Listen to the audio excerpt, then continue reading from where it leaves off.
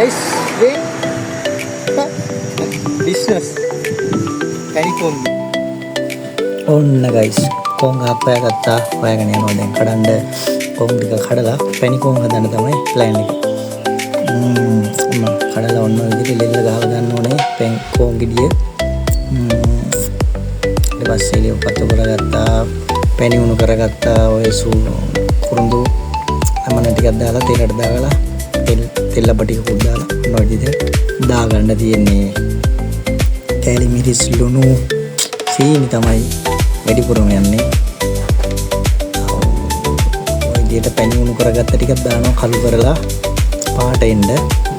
මම තියාගෙන ටිකක් වෙලා යනකොට තික් එකට එනවා. කප් වලට දාගත්තා. කප් වලට දාගෙන ඔන්න ඔය විදිහට ලස්සනයි. පාරට අරන් ගිහිල්ලා විකුණනවා.